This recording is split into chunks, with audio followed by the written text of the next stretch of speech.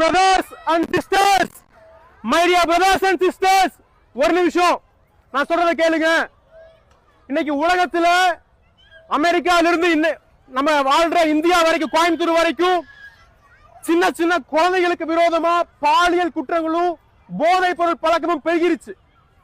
Epstein files சொல்லி ஒன்று ஆரம்பிச்சு அதுல உலகத்தில் இருக்கிற எத்தனையோ தலைவர்கள் சின்ன சின்ன பெண் குழந்தைகளை கெடுக்கிறாங்க.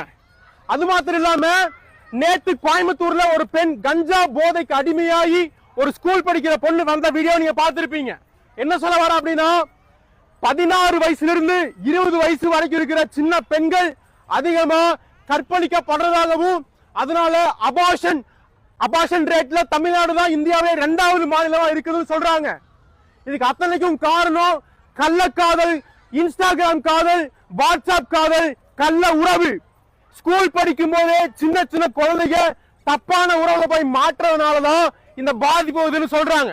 அதுக்கு இந்த மாதிரி பார்க்கோ அல்லது பீச்சோ அவங்க சூஸ் பண்ணி தப்பான ஒரு காரியத்தை செய்யறதுக்கு ஏதாவது ஒரு இடத்துக்கு போய் சின்ன சின்ன குழந்தைங்க வருவாங்க, குடும்பம் வருவாங்கன்னு சொல்லி எந்த ஒரு சொரணையுமே இல்லாம தங்களுடைய உடம்பை கெடுத்து தங்களுடைய எதிர்காலத்தை கெடுக்கிற ஒரு பொல்லாத சூழ்நிலைக்கு இன்னைக்கு school going girls, teenage girls, boys பண்ற தப்பு தான் அத்தனைக்கும் காரணம்.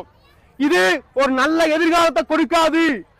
இது உங்க வாழ்க்கையை கெடுத்துரும். கொஞ்சம் யோசிச்சு பாருங்க. உங்க அப்பா அம்மா எத்தனையோ கஷ்டப்பட்டு உங்களை படிக்க வைக்கிறாங்க.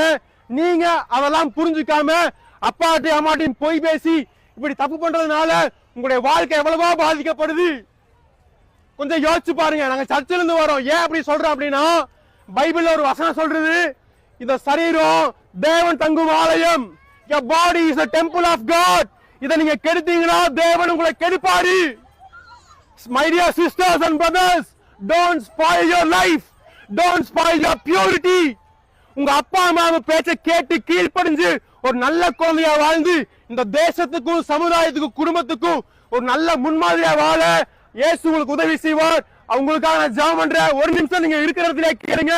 கர்த்தரா இயேசுவே, இங்க இருக்கிற ஒவ்வொருவருடைய குடும்பங்களையும் உங்களுடைய கரத்துல கொடுக்கிறோம். இவர்கள் பரிசுத்தமாய் வாழ்வதற்கு, குடும்பத்துக்கு தேசத்துக்கு உண்மையாய் வாழ்ந்து சாட்சியாய் வாழ உதவி செய்வீராக.